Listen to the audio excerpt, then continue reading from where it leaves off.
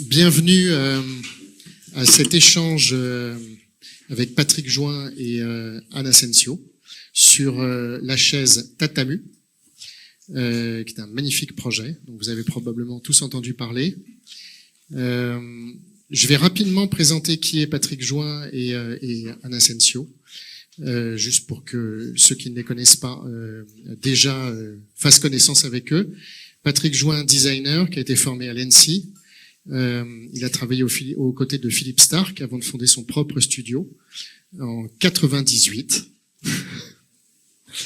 Depuis 20 ans, il explore les possibilités de l'impression 3D avec une obsession constante qui est l'économie de moyens. Le fauteuil solide en 2004, première assise imprimée en 3D, jusqu'à Tatamu, que nous avons là sous les yeux. Son travail questionne ce que le numérique permet de faire émerger en termes de forme, de légèreté, de justesse. Il est également connu pour ses collaborations avec Alain Ducasse et ses aménagements intérieurs. Anne Asensio, vice-présidente design expérience chez Dassault Systèmes, ancienne directrice du design chez General Motors et Renault. Elle dirige aujourd'hui le design studio de Dassault Systèmes où elle explore comment les outils de simulation et la conception peuvent nourrir une approche sensible et durable du design. Porte une conviction, il faut passer d'une culture du créer sans limite à celle du créer dans un monde limité. Le Tatamu est le fruit de leur collaboration, qui est une chaise qui est pliante, imprimée d'un seul bloc, sans assemblage. C'est 5 ans de dialogue entre intuition artistique et la puissance des algorithmes. Et c'est donc de ces sujets-là dont nous allons parler pendant presque 1 heure. Donc, en introduction, je vais m'adresser à Patrick Join. Cette chaise qui pèse moins de 4 kilos, qui est complètement pliante, qui est fonctionnelle, imprimée d'un seul bloc. Je parlais tout à l'heure d'obsession de la légèreté. Et d'où vient-elle, cette obsession ? Alors, elle peut venir tout simplement de l'école, ce que j'ai appris, d'essayer de faire le plus léger possible. Ça, c'est, on va dire, Marc Berthier. Donc, on va dire une économie de matière. Va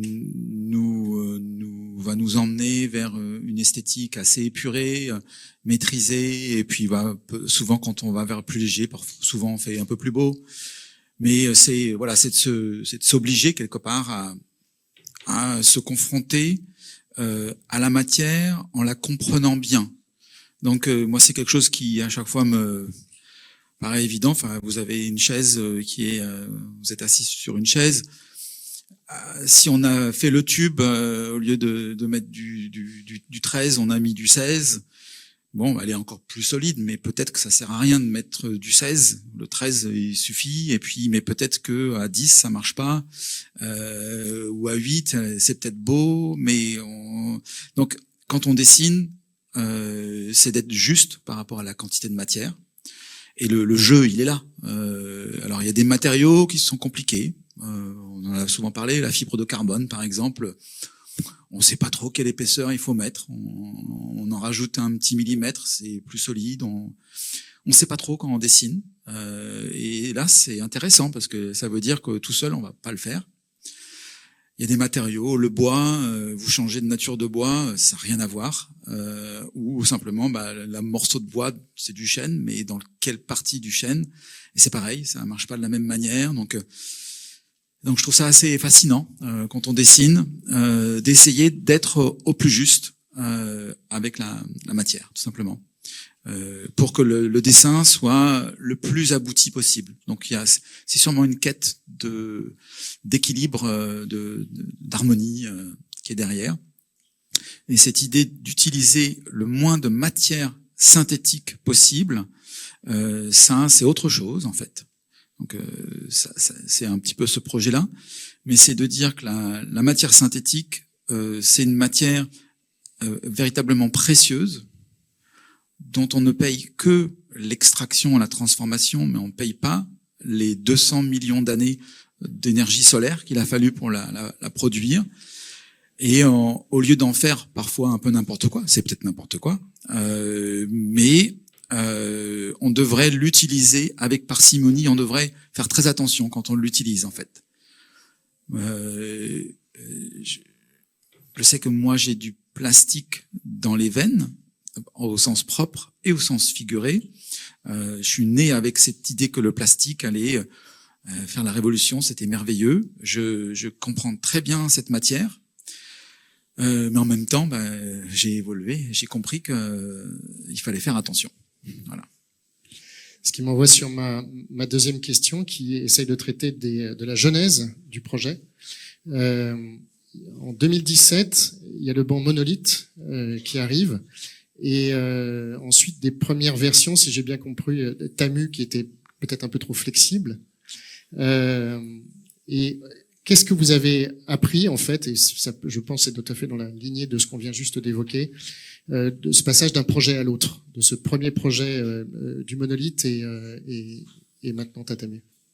Alors, en fait, on m'avait demandé de réaliser un projet pour Rêve de forme, donc une exposition au Palais de Tokyo. C'était Alain Fléchère, donc du Fresnois, qui m'avait demandé ça. Et j'avais réalisé un banc qui était conçu comme une forme vraiment extrêmement simple.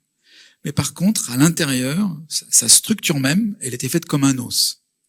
Et donc un os, c'est plein de vide, mais à l'intérieur, il y a plein de filaments. Et l'os est extrêmement solide, en fait.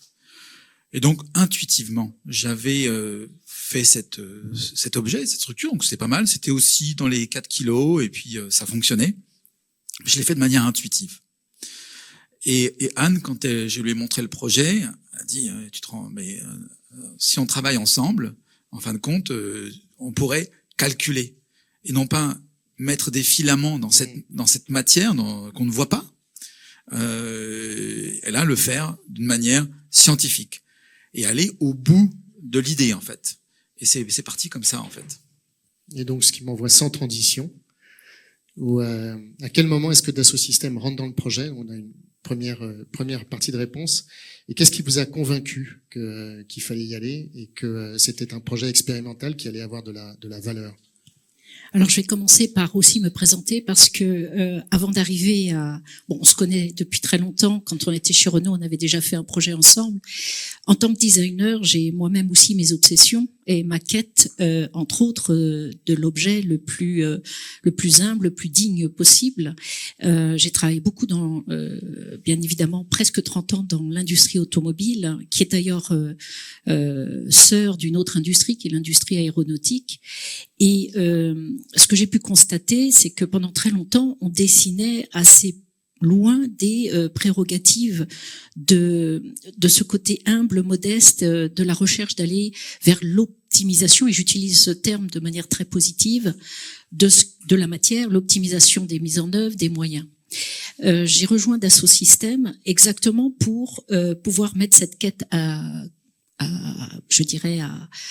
florissement, parce que j'avais peut-être aussi une frustration à travailler en tant que designer dans l'industrie automobile, dans une forme instrumentale, où l'acte de design, il était quand même très souvent amené à fonctionner dans des processus réglés, mais en même temps, avec l'accès à des outils que très peu de designers ont accès.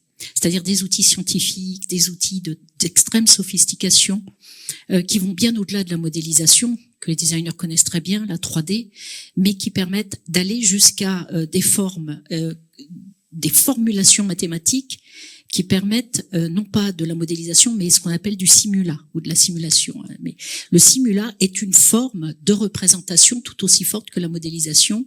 Elle est juste enrichie de savoir-faire et de savoir tout court que l'on a accumulé via les dispositifs scientifiques et qui permettent de réaliser des objets, des modèles. Ils sont pas parfaits, ils sont pas conformes, mais ils sont tellement proches qu'ils deviennent super utiles pour des designers lorsqu'ils sont confrontés, proposés, et donc offrent des possibilités. On le voit d'ailleurs, c'est le salon, c'est un peu la thématique du salon aujourd'hui. Et donc, chez Dassault Systèmes, j'ai monté une petite entité, un peu entre le labo, le studio, l'incubateur, enfin, bon, l'appeler studio parce qu'on s'est dit c'est un atelier, voilà. On a des dispositifs absolument incroyables. Pourquoi ? Parce qu'on a toute l'entreprise Dassault Systèmes et on a donc la possibilité d'être au cœur du réacteur de solutions techniques qui très souvent sont inaccessibles. Donc, j'ai mis ça en œuvre. En 2017, je vois Patrick avec son banc comme ça.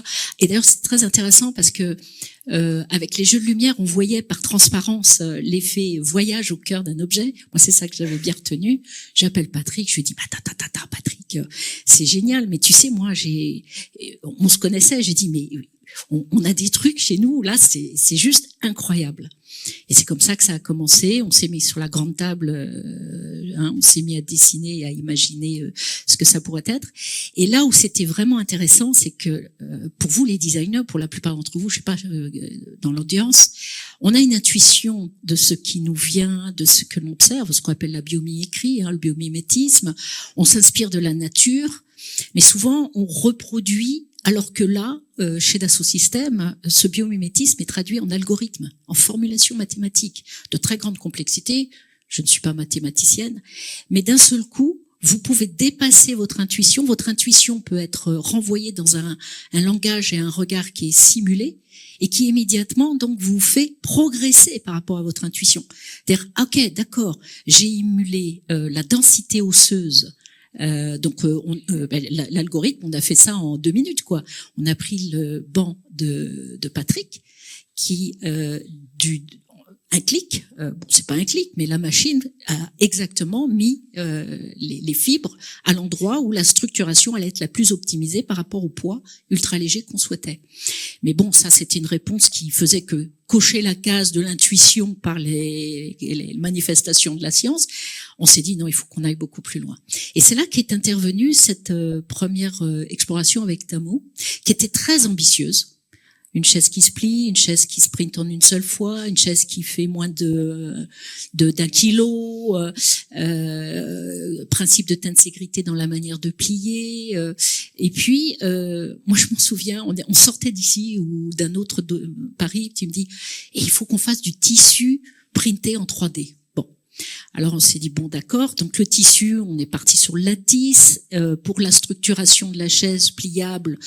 On est parti sur ce qu'on appelle chez nous l'optimisation topologique. Topos, je donne un espace, je le contrains et je le prompte. Et la machine me fait des propositions qu'on n'aime pas et sur lesquelles on intervient. Et je pense qu'on va revenir là-dessus. Et donc voilà, Tamo est parti. Bon, d'abord, c'est toujours très agréable de travailler avec des designers, entre designers qui ont et partagent des valeurs similaires. Et on était au cœur du réacteur d'une entreprise qui recèle de capacités extraordinaires qui n'attendent que d'être, je dirais, saisies par les designers. Ce qui va m'envoyer sur une question qui s'adresse à Patrick. Donc là, on vient de parler d'algorithmes, de cette puissance de calcul absolument extraordinaire.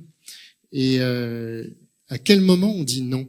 À quel moment est-ce que le choix plein, conscient du designer, avec toute l'expérience qu'il a derrière et le savoir-faire, la connaissance de la matière qu'il a, à quel moment est-ce qu'on dit non? Et juste où se situe cette zone de dialogue entre l'optimisation qu'on sait théoriquement parfaite, parce que mathématique, et de l'autre, cette sensibilité de l'auteur? En tout cas, sur ce projet-là, on a mis, on va dire, l'esthétique telle que je la comprends ou maîtrise, ou celle qui est en moi, je l'ai mise de côté. Je veux dire, c'est pas le sujet. On va voir où quelque part le dialogue avec la science nous emmène. Donc le principe, c'était tout simple. On a dessiné un objet qui est celui-là en 3D. On a fait des maquettes aussi, et l'idée c'est que ça se plie. Alors pourquoi ça se plie? Tout simplement parce qu'il n'existe pas de machine au monde pour imprimer cette matière suffisamment grande pour la faire en une seule fois. Donc on se met tout de suite une contrainte, et il y a que cette matière qui est intéressante parce on peut la plier. Donc elle a des qualités mécaniques qui sont pas celles d'une résine qui va casser. Donc c'est pour ça qu'on utilise et cette technologie et cette matière. Ok. Et donc là elle est pliée. Et donc alors là elle est pliée et collée. Ok. Donc ça c'est imprimé à l'agence. Ça. Voilà. Donc nous on a fait ça. Et puis après on demande à Anne et tous ces ingénieurs et tous ce logiciel Katia et toutes ces plugins de venir nous proposer une optimisation topologique, c'est-à-dire d'enlever toute la matière qui sert à rien. Donc, il y a eu des itérations. y a plein de manières, en fin de compte, d'enlever la matière. Bien sûr qu'à un moment donné, on a choisi celle qui nous paraissait la plus belle, ou celle dans laquelle, on va dire quelque part, le flux de la force passait d'une manière qui coulait d'une belle manière. Ça, c'est totalement intuitif, mais en sachant que toutes les propositions de calcul étaient valables. Après, on a aussi tout simplement se dire, ok, je mets 100 kilos sur la chaise, je mets 150, je mets 200, je dis j'utilise que X kilos de matière, donc peut-être que la chaise elle va résister pendant 4 secondes, on va s'asseoir dessus puis elle va casser, mais elle aura résisté quand même quelques instants. Ou alors on se dit, et c'est ce qu'on a fait ici, on s'est dit non, on va faire une chaise et puis on va pouvoir s'asseoir dessus, ça marche. Donc et là tout de suite c'est quelque chose quand même. Une chaise, on sait tous ce que c'est, mais vraiment il faut il faut que ça tienne. Et c'était hors de question que ça tienne pas. C'était ça aussi notre. Autrement c'est pour ça qu'on l'a fait 2 fois. C'est pas très intéressant. Je sais pas si j'ai répondu à la question en fait. Je voudrais juste ajouter parce que c'est ce que ça produit.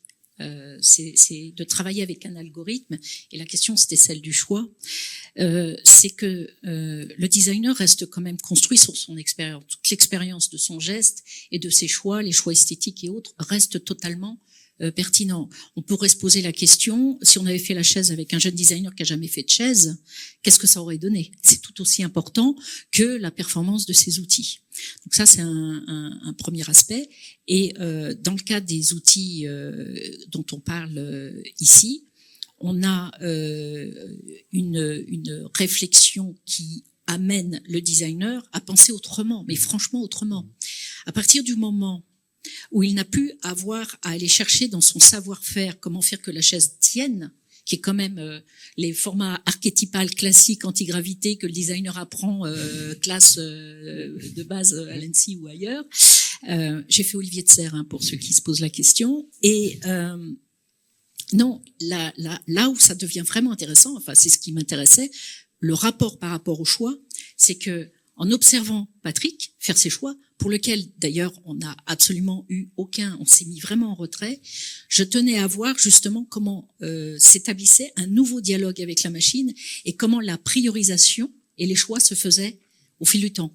Et ils n'étaient plus en référence avec les choix classiques de l'expérience design, ils étaient des nouveaux savoir et savoir-faire qui se mettaient en place. Et c'est ça qui nous intéressait. Enfin, moi, c'est ce qui intéresse notre labo. Et c'est ce que Anne vous exprimait comme étant, et qui, moi, un sujet qui m'habite depuis maintenant des années sur justement comment est-ce qu'on peut utiliser ces algorithmes pour travailler, qui est la notion de condition d'émergence. Et où finalement le rôle du designer n'est plus de savoir comment il va dessiner une chaise, mais quelles sont les conditions d'émergence de la forme de la chaise, pas si je devais le dire comme ça. C'est vrai que ça, là, c'est devenu véritablement fascinant. C'est vrai que jamais de la vie, j'aurais pris mon crayon. Alors, j'ai dessiné parfois des objets complexes. Ça peut être la chaise solide qui a été fait en 2004. Mais quand même, j'arrivais à la voir dans ma tête. J'arrivais quand même à tourner. C'était difficile, j'y arrivais. Là, c'est juste pas possible. Je peux pas imaginer ça. Je peux faire un brouillon, mais je suis incapable de dessiner ça. Et vous pouvez regarder, mais c'est juste d'une solidité. C'est hallucinant. Et non, je ne suis pas capable de le dessiner. Donc, c'est venu générer quelque chose qui est fascinant parce que c'est extrêmement minimaliste, en fin de compte. Alors que quand on la regarde, on pense exactement le contraire. On se dit pas que c'est un objet minimal. Et pourtant, il y a le moins de matière possible. C'est voilà, on peut pas à un moment donné, on peut presque plus en enlever. Et donc on va dans une espèce d'idée absolue de forme-fonction, voilà, minimaliste, et on obtient un objet qui est ultra dessiné, que je n'ai pas dessiné, et que la machine n'a pas dessiné. En gros, c'est presque personne ne l'a dessiné. Je peux pas m'empêcher.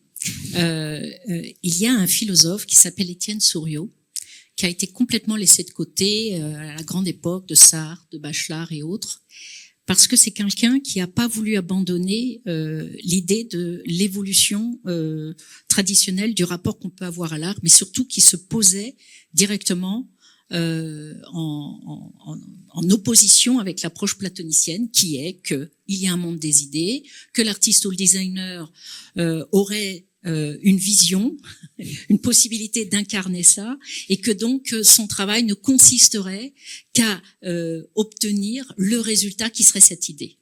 Bien évidemment, là, on est dans cette rupture totale qu'évoque Étienne Suriot, il appelle ça l'instauration.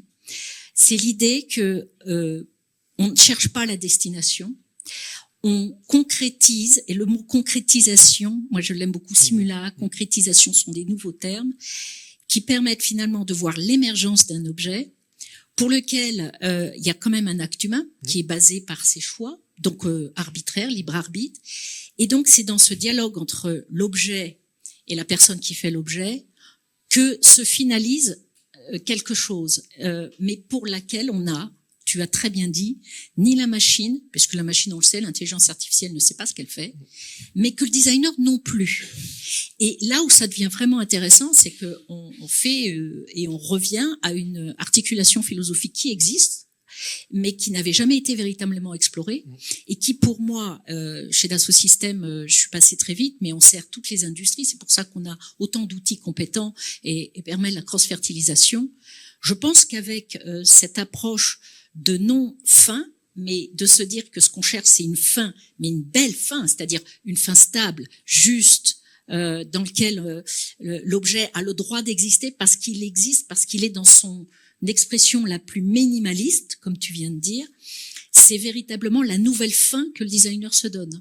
Et pas la fin utile, la fin solide, la fin durable, par exemple, on peut jouer le déchet, qui restent des fins très très commerciales, très très bas niveau.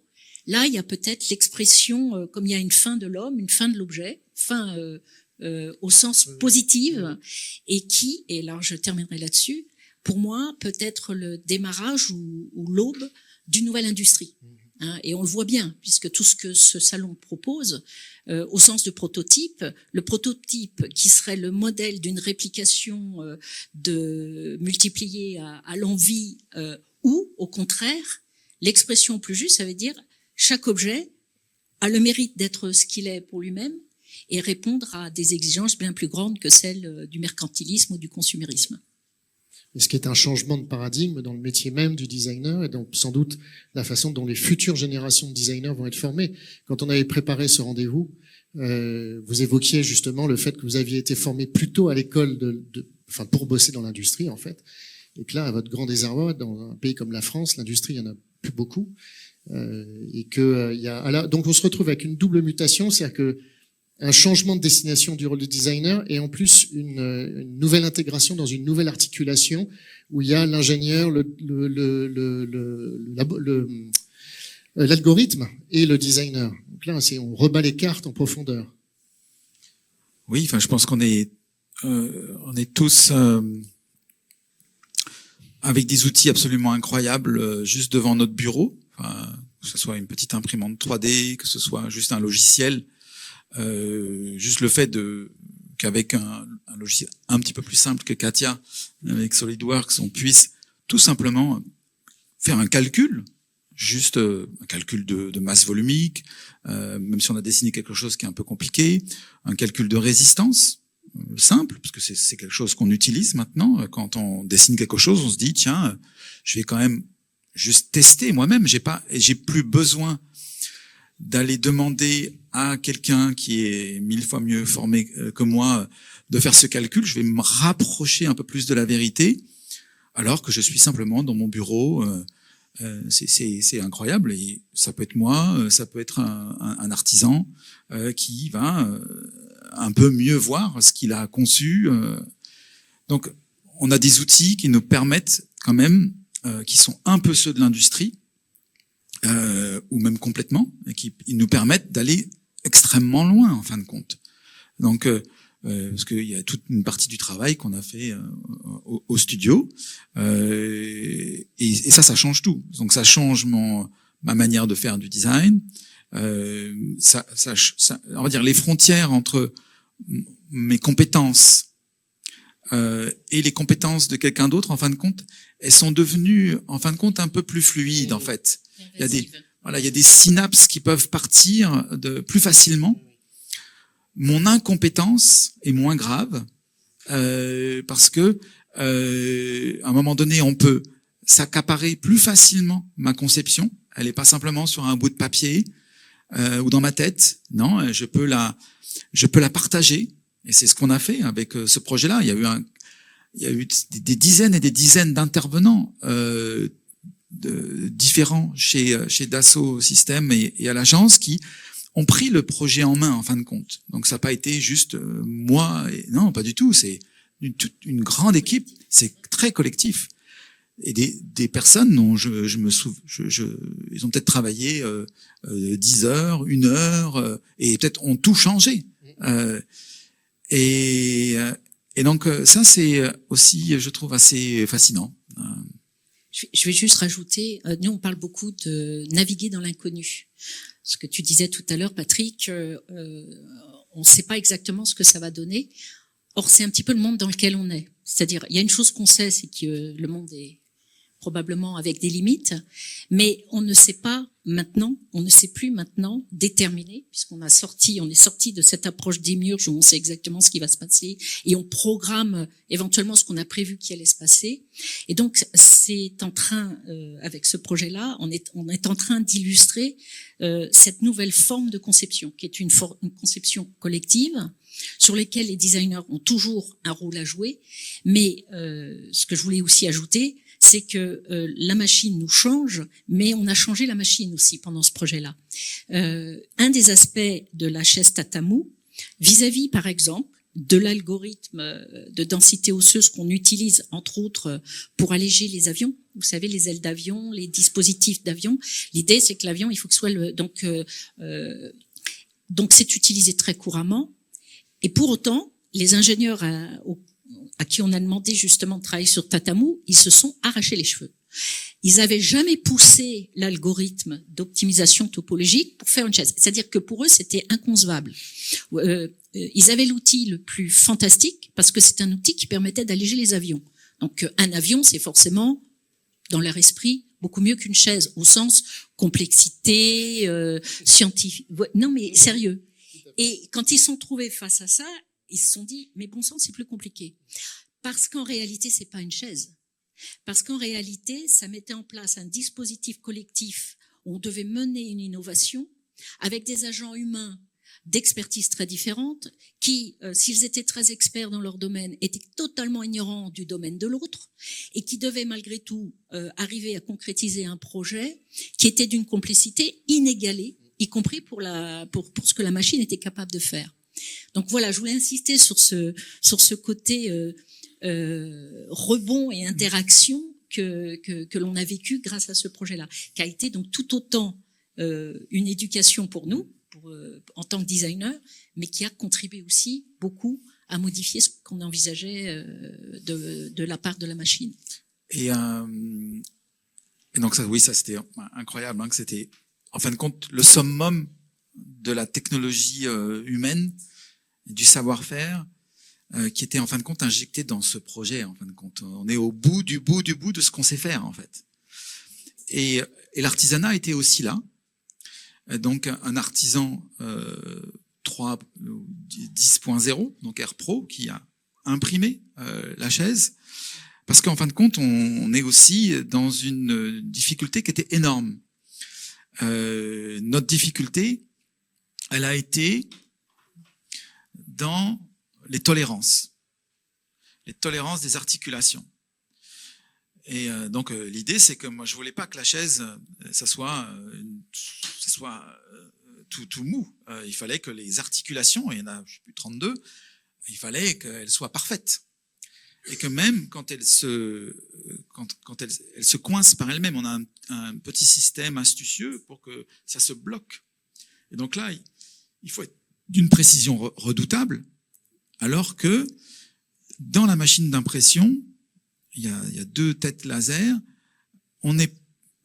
c'est pas la même chose au milieu au-dessus, à gauche, à droite, les tolérances sont pas les mêmes.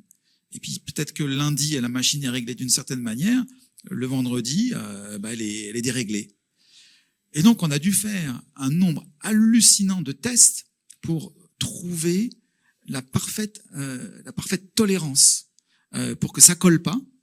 Ça vous est sûrement arrivé de faire des pièces, à un moment donné, ça colle, on n'arrive pas à enlever la poudre, c'est à coller, et où que ce soit pas trop lâche. Et là, c'est la maîtrise, on va dire, artisanale, d'un outil d'une nouvelle génération, qui est une imprimante, mais c'est complexe, mais à un moment donné, il faut avoir la finesse de comprendre ce qui se passe dans la machine. Et chaque nouvelle machine va être différente, comme chaque scie, chaque tour, chaque ciseau à bois. À un moment donné, celui-là, il va couper d'une certaine manière, et puis celui-là, et je dois m'adapter en fin de compte. Et ça, on a mis, c'est 1 an pour de tests, revenir, recommencer, pour que ça marche. Et la première qu'on a lancée, c'était quand même un petit peu comme ça, quoi. Et puis ça a marché. Il y avait des grands moments de solitude lorsqu'on disait ça y est, on lance le print, parce que c'est pas donné, et fallait être sûr. Je voulais, il y a quelque chose aussi qui tu es passé très rapidement dessus, mais quand vous regardez cette chaise, elle est faite de manière à ce que, on s'arracherait les cheveux à essayer de dessiner ça, ce qui lui donne une très très grande résistance. Quand la machine nous a donné des propositions, je me souviens, pour autant, on trouvait la machine n'a pas de goût, elle n'a pas d'esthétisme. Donc on a pu revenir, et chacune de ces pièces quand même ont été artisanalement reprises à la main. Et quand je dis à la main, c'est à la main, mais dans l'outil numérique. C'est ça que je voulais vous dire. C'est-à-dire que, oui, c'est paradoxal, mais il y a du boulot, parce que donc je voudrais éviter cette idée que c'est magique, on appuie sur le bouton et ça fonctionne. Il y a eu un très très gros travail, je dirais, d'orfèvrerie, on peut appeler ce mot-là, puisque de façon à retrouver une sorte dans la pattern une récurrence, et il y a eu aussi les épaisseurs. Il y a eu différents types d'impressions, épaisseurs plus fines, plus légères. Je vais juste faire une petite digression. On a amené la chaise ici dans une boîte, dans un taxi, mais on avait chez nous donc des gens qui étaient supposés la balayer, et ils ont refusé. Ils avaient peur. Alors, je voulais juste amener la dimension psychologique, c'est que cette chaise brouille totalement les habitudes que l'on a vis-à-vis d'une chaise. C'est-à-dire qu'elle a tellement déplacé les règles symboliques, sémantiques de « je suis une chaise » qu'ils ont peur de la casser, alors qu'elle est plus résistante qu'une chaise traditionnelle. Mais comme on n'est pas habitué à voir ce type de design, ce langage, elle exprime une contradiction totale que le cerveau a du mal. C'est en effet, je suis très résistante, mais en réalité, j'ai l'air d'être très fragile. Et je trouve ça assez intéressant en termes de métaphore de notre humanité en ce moment. C'est qu'on est peut-être plus fort qu'on ne croit, même si on se croit très vulnérable. Et que, étant donné que c'est un algorithme qui a largement contribué à son aspect formel, lui ne se posait pas du tout cette question de est-ce que ça va avoir l'air solide ou pas. Il répondait simplement à des systèmes de calcul pour obtenir le résultat finalisé. Tout à fait. Et d'ailleurs, il y a eu pas mal d'allers-retours. On en a une qui est un tout petit peu plus fine. C'est ça, on en a imprimé une qui est magnifique, qui avait fait presque 1 kilo. La plus pure. 1 kilo de moins. Ouais. Et on s'est assis dessus, on l'a testé, mais on savait qu'on était à la limite. Il y avait des endroits où on se disait, est-ce que la chaise n'allait pas casser, mais des morceaux allaient casser. Et c'était un peu précieux pour nous, donc on s'est dit, ok, on veut assurer. Et donc à ce moment-là, on a remis un petit millimètre partout. Donc la chaise est plus lourde, mais bon, elle est absolument extraordinaire. Et c'est vrai que quand on la voit, là vraiment, quand on la voit, on se dit, c'est un peu comme quand vous regardez une feuille et qu'il reste plus que les nervures. Vous vous dites, c'est incroyable. Alors moi, ça a toujours été un peu mon point de départ, un peu fascinant, qui était d'étudier, de voir, pardon, pas d'étudier, mais de voir des coupes au microscope d'une tige de blé. et de voir qu'avec si peu de matière, la nature produit quelque chose qui est d'une résistance incroyable, parce qu'une tige de blé, ça va faire 1 mètre de haut, il va y avoir du vent qui va pousser là-dedans, et puis ça va fléchir, mais ça va pas rompre. Alors que la nature a décidé d'être économe, elle a été économe, et de se dire, ok, essayons de faire pareil, essayons de copier la nature, non pas esthétiquement, mais essayons de copier sa méthodologie d'être économe. Et après, je me dis, comment faire les nouveaux projets maintenant? Parce que c'est vrai qu'une fois qu'on a fait ça, on se dit, ok, il faut réussir à faire moins ou à faire mieux avec les techniques, les technologies qui sont à ma disposition, de bien les utiliser, non pas de savoir qu'elles existent, mais de les utiliser. Et donc là, on a appris énormément. Mais depuis qu'on réfléchit comme ça, on a changé notre manière de dessiner. Donc, je fais une chaise en bois. Ça m'embête en fin de compte de faire des pieds qui vont être un petit peu trop tarabiscotés. Parce que ça veut dire que je prends un plus gros morceau de bois en fin de compte et que j'en perds beaucoup quand même. Et donc, je me dis, non, mes pieds, ils seront de toute façon plus efficaces s'ils sont droits. Et puis voilà, je vais essayer d'être économe. Pareil avec le cuir, pareil avec le tissu. Quand je dessine, j'essaye de faire attention. Alors c'est une philosophie. Parfois, elle se fait toujours de manière complètement intuitive. Mais on va vers on va dire une plus grande sobriété dans le dessin et donc une plus grande difficulté à faire quelque chose d'unique. Et c'est là où c'est intéressant en fait. Tout à fait. Et une question qui s'adresse à Anne, le créer sans limite et créer dans un monde limité. Grand sujet.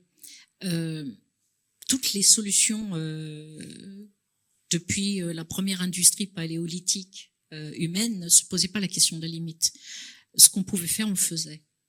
Et donc la révolution que l'on connaît au XXIe siècle, c'est qu'en effet, non seulement on peut avoir des personnes comme Patrick et beaucoup de personnes qui sont probablement ici, là, dans l'audience, conscients justement de l'effort que l'on doit faire maintenant dans la frugalité de l'usage de tout ce qui nous est donné à notre disposition. Mais on a cette même révolution au niveau des outils numériques. Les outils numériques, ou virtuels par définition, n'ont pas de limite.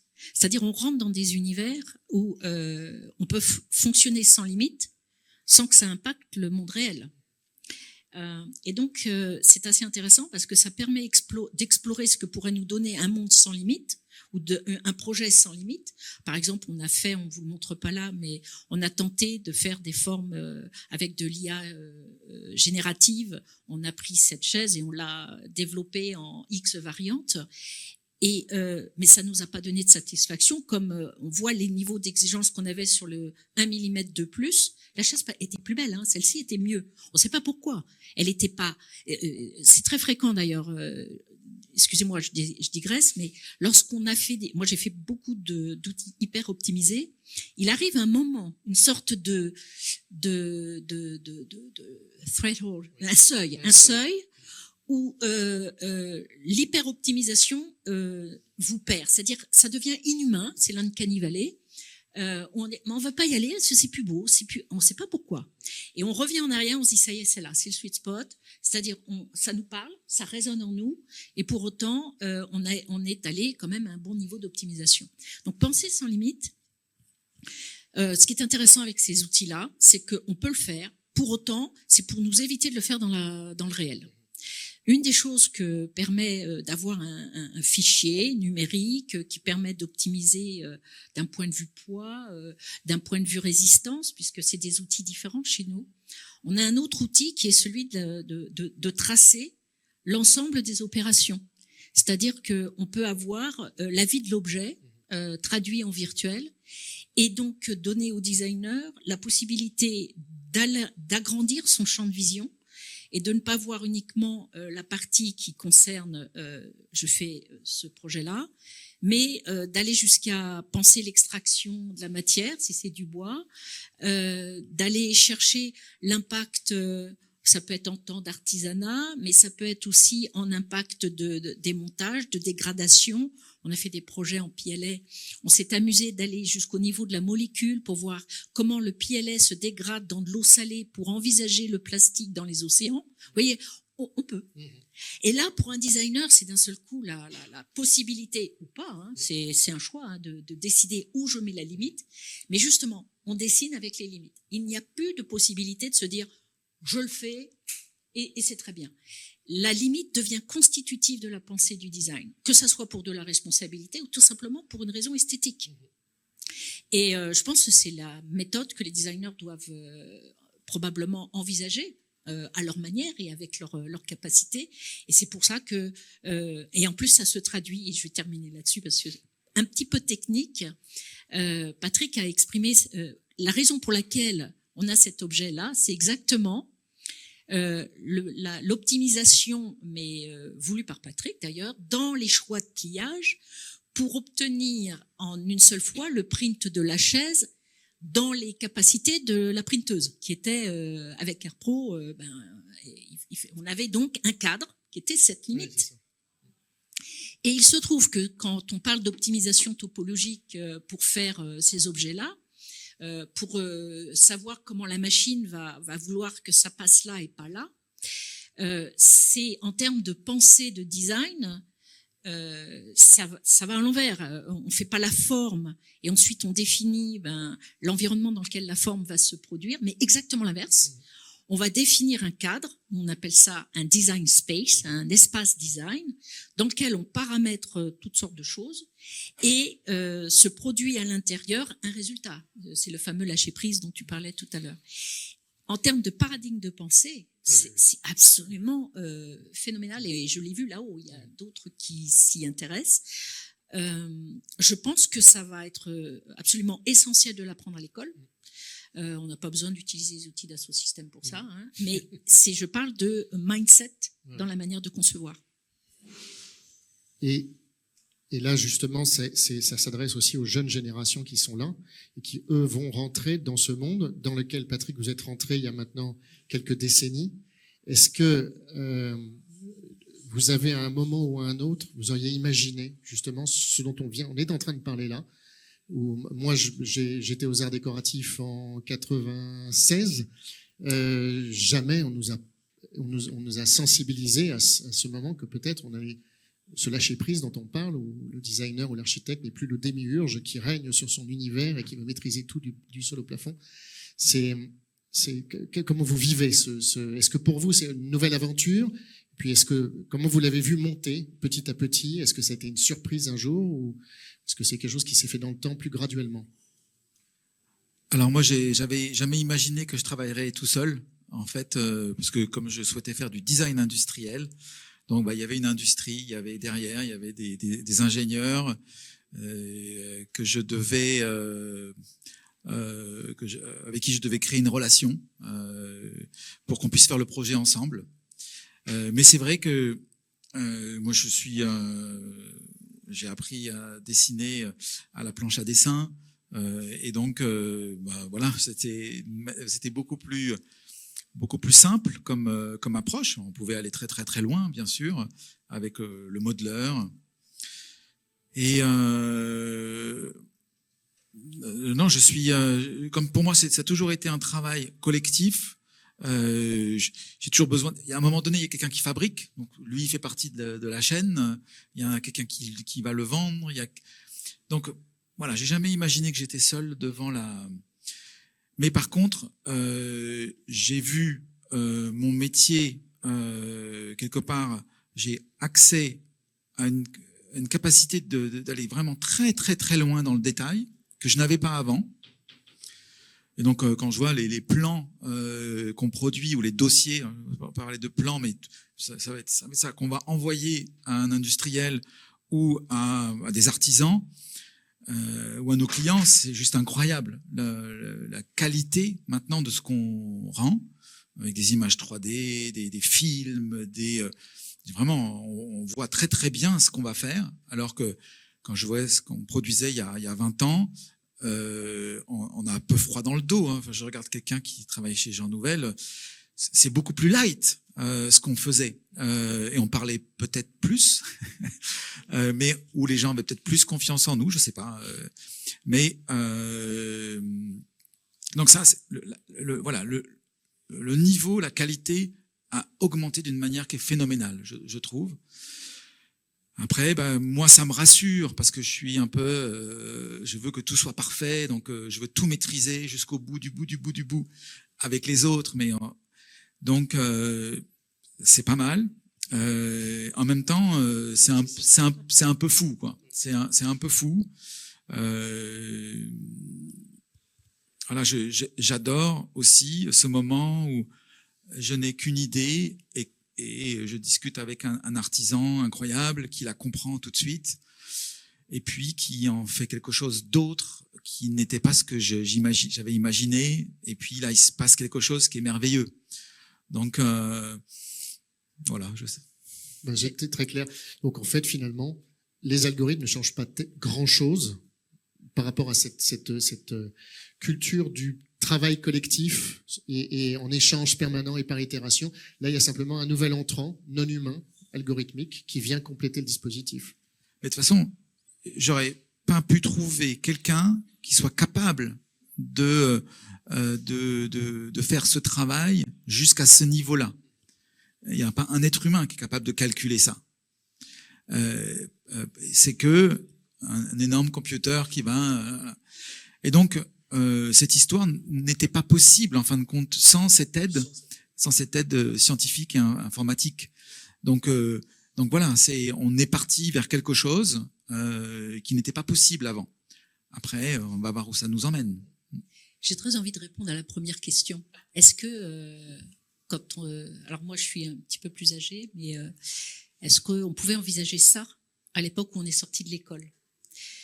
Je suis sortie de l'école, je suis rentrée chez Renault. On faisait les maquettes de voitures en plâtre, pas en clé, en plâtre. C'est-à-dire que les gens avec qui on travaillait pour faire un prototype, c'était des staffeurs, des gens qui faisaient les plâtres dans voilà. Juste pour vous dire que 2 ans plus tard, je me retrouve derrière un ordinateur. À l'époque, c'était alias Wavefront, site version 3. Et j'ai réalisé une première voiture en 3D de cette manière-là. Je tiens à vous dire que c'était l'enfer. Tout ça pour vous dire que là, je me suis dit, attention, il se passe quelque chose dans les capacités qu'auront les outils numériques à représenter et à prototyper.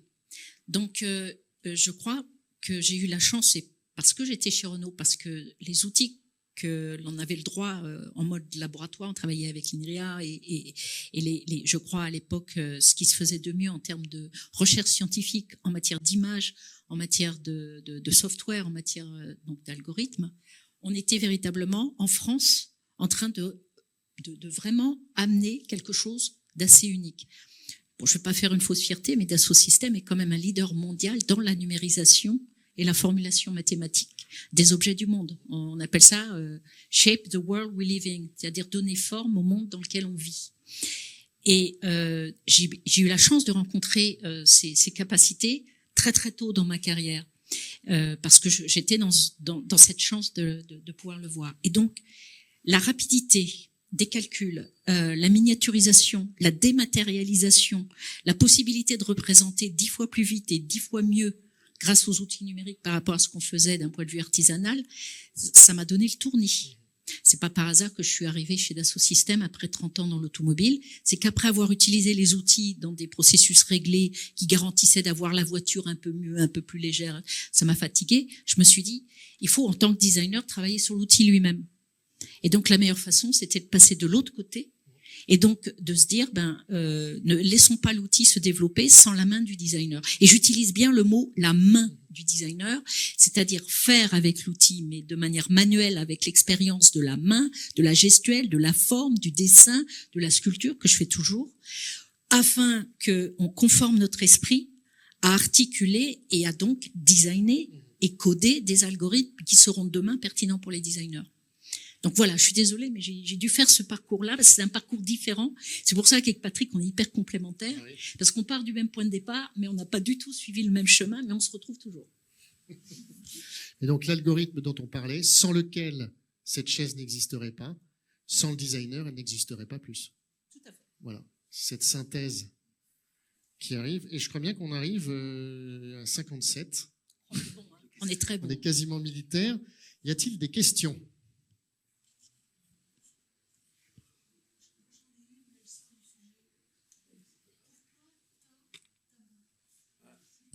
Ah, ça, c'est... Ah oui, alors tamu, c'est l'art du pliage en japonais. Alors peut-être que je déforme un tout petit peu l'art du pliage en japonais. Et s'il y a des Japonais dans la salle, je m'excuse. Mais j'ai adoré cette idée du pliage, le fait de les origamis. Parce qu'au début, la première forme, en fin de compte, de la chaise, c'est un origami. On l'a fait en carton. Et fait en papier carton. C'est hein. ça. Il y en a eu beaucoup. Hein, Et c'était ça le point de départ. Donc c'est pour ça que ça a gardé ce nom. Et donc ça a été tamu. Et après il y a eu tatamu qui veut. On répète. Voilà, veut dire c'est l'art de l'art du pliage. Voilà.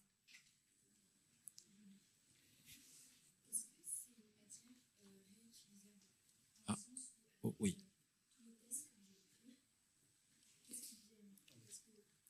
Bien sûr. En gros, qu'est-ce qu'ils deviennent? Parce que du coup, pour que ça reste écologique, il faut que... Donc ça, c'est ça qui est aussi assez fascinant avec cette matière, donc le polyamide, c'est qu'on va... Il n'y a pas un bout de colle, il n'y a pas une vis, il n'y a rien, il n'y a que la matière. Le polyamide, ça a été fait en une seule fois, et donc on la broie, et c'est reparti pour un tour. Donc c'est à l'infini. Donc j'espère bien sûr pouvoir utiliser d'autres matières. Alors ça c'est notre prochaine itération. Donc on a mis 5 ans pour la faire celle-là parce qu'on n'a pas fait que ça non plus. On a fait d'autres choses, mais bon, ça a été 5 ans de recherche et développement pour en arriver là. On voudrait travailler aussi bien sûr avec le métal. L'impression de métal, parce qu'il y a des très beaux exemples d'ailleurs ici dans l'exposition découvert, là, il y a une cuillère qui est magnifique, et donc on se dit qu'on a envie d'aller là avec le métal. Et là aussi c'est pareil, on aura ces possibilités de faire et refaire. Voilà. Est-ce qu'il y a d'autres questions?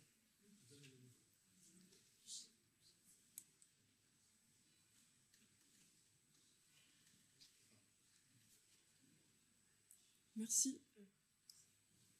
Vous avez dit qu'avant de redessiner à la main la chaise, vous choisissiez aussi les flux, là où les flux de force passaient, plus ou moins. Est-ce qu'il y avait aussi en amont un choix? Bon, dans une chaise, il n'y a pas 50 000 façons de s'asseoir, mais il y a des points d'application des forces. Est-ce que vous jouez aussi sur ça? Parce que quelle a été la première hypothèse de point d'application qui a donné naissance en fait à la première forme? Et est-ce que après vous avez fait des combinaisons de différents cas? Comment vous jouez là-dessus? Alors, je pense pas qu'on soit allé quelque part aussi loin que quelque part si je vais donner la chaise au FCB1 et qu'ils avaient fait, ou au CATAS, et ils avaient fait tous les tests. On a fait les tests principaux, en fin de compte, dont on a l'habitude de faire quand on fait une chaise, en fin de compte. Je fais une chaise, je la donne au CATAS, et puis voilà, on va faire ici, on va faire là, on va bloquer ici. Donc on a fait les tests principaux. Mais le fait qu'on puisse se mettre sur un pied comme ça, parce que c'est ça, le test terrible, hein, c'est celui-là. Hein. C'est celui-là, là vous voyez, ça plie. Hein, mais c'est ça le test. Une chaise, c'est ça. Hein, on fait ça, et puis après, il y a quelque chose que je vais accrocher là. Ça, on n'a pas fait ces tests-là. Elle tient. Mais parce que ça a été aussi testé. Tu vois, à un moment donné, il a bien fallu le tester parce que.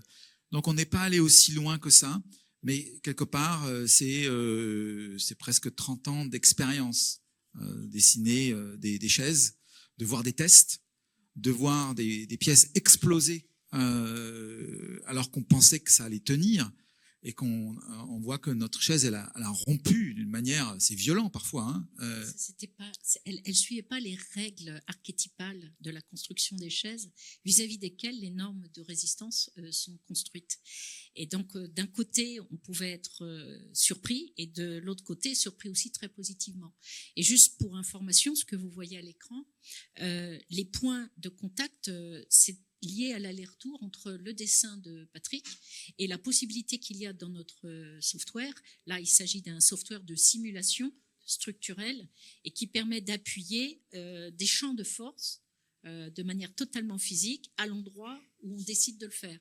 Ce qui fait qu'on avait quasiment, à chaque modification du dessin, en temps réel, quasiment temps réel, une réponse de l'outil qui nous disait, alors vous avez vu, c'est des champs colorés, c'est comme les aspects thermodynamiques pour d'autres qu'on utilise aussi pour les flux aérodynamiques, pour l'hydrodynamie. Ça permettait d'avoir un retour quasi immédiat et pour Patrick et ses équipes de directement modifier le dessin. Le dessin qui était directement modifié en 3D et cette boucle itérative était hyper rapide. On n'était pas là en train de faire une maquette, j'envoie, je teste, je reviens. Là, ça se faisait en temps réel dans le virtuel.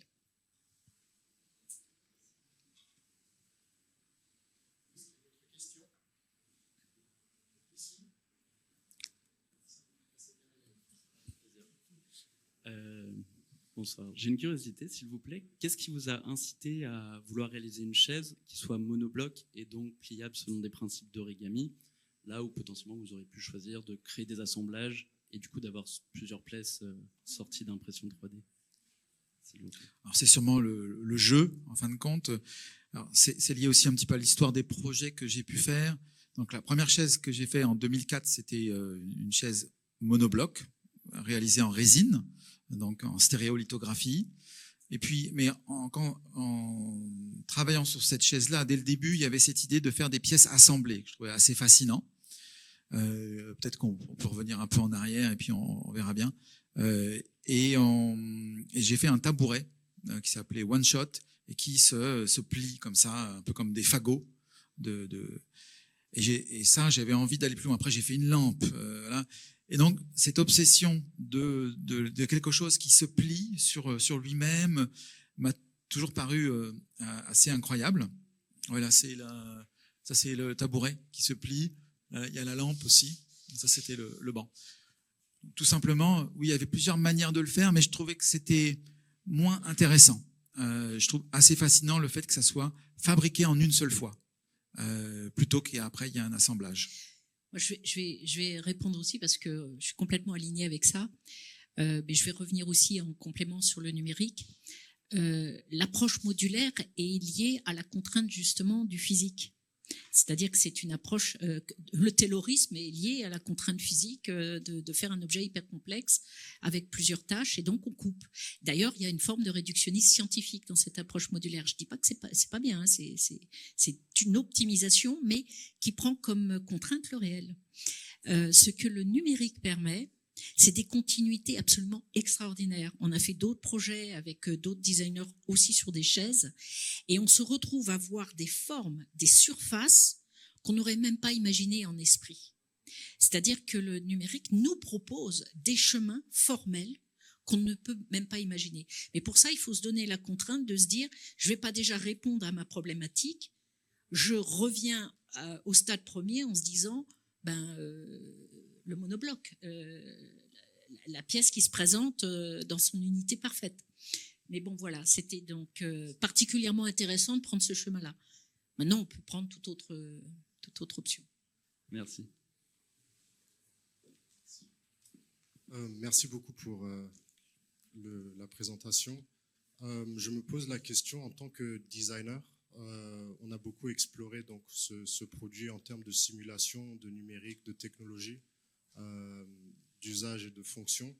Est-ce que la simulation s'est aussi passée dans la vie réelle avec des personnes qui ont donné leur avis ou qui ont pu tester? Qu'est-ce que vous avez appris par rapport à des personnes industrielles qui auraient ces produits-là dans les mains, utilisés dans leur salon ou autre? Alors pour l'instant, on n'a pas vendu des camions, mais quand même, donc quelques-unes. Une personnalité oui, bon. particulièrement intéressante. Donc on va bien voir si on a un retour, ça sera intéressant. Voilà. Disons qu'on n'a pas pris beaucoup de risques sur, on va dire, la forme de la chaise, dans son confort, dans son... Voilà, elle est un petit peu plus large que d'habitude, mais elle est dans les canons de ce qu'est une chaise, en termes de proportion. Et on a fait attention à ce que la manière dont le poids se répartisse sur le lattice soit agréable. On a une bonne répartition, donc alors peut-être que si on est nu, c'est peut-être moins bien que si on est habillé. C'est comme les chaises. Voilà, mais voilà. Donc peut-être que ça va faire des jolies traces. Voilà. Je pourrais peut-être ajouter une chose. Il est vrai que ça, c'est un travail qu'on a voulu faire essentiellement. On s'est regardé un peu dans les yeux. Pour être très très honnête, on ne s'est pas posé la question typique que les designers pourraient se poser. Mais je reviens aux questions des fins. On cherchait pas à plaire, on cherchait pas à vendre, on cherchait pas à faire un objet de grande consommation. C'était pas notre objectif. Donc, le regard des autres, on l'a peut-être mis de côté au profit du regard de cette itération. Par contre, intuitivement, parce qu'on en est conscient, cette chaise est clivante. Elle est clivante en termes elle n'est pas faite pour créer de l'adhésion classique, pour faire que les gens en achètent beaucoup. C'est une chaise qui a plutôt pour fonction de faire réfléchir. J'espère qu'elle vous fait réfléchir et qu'elle évoque pour vous tout de suite une posture critique. Et nous, moi personnellement, je suis sûre avec Patrick, on est plus intéressé de voir, parce qu'elle est maintenant dans les réseaux sociaux, la réaction qu'elle suscite de la part du grand public, parce que c'est ça dont on va se nourrir pour continuer à travailler et à faire de très belles choses, on l'espère. On sera là pour le présenter une autre fois.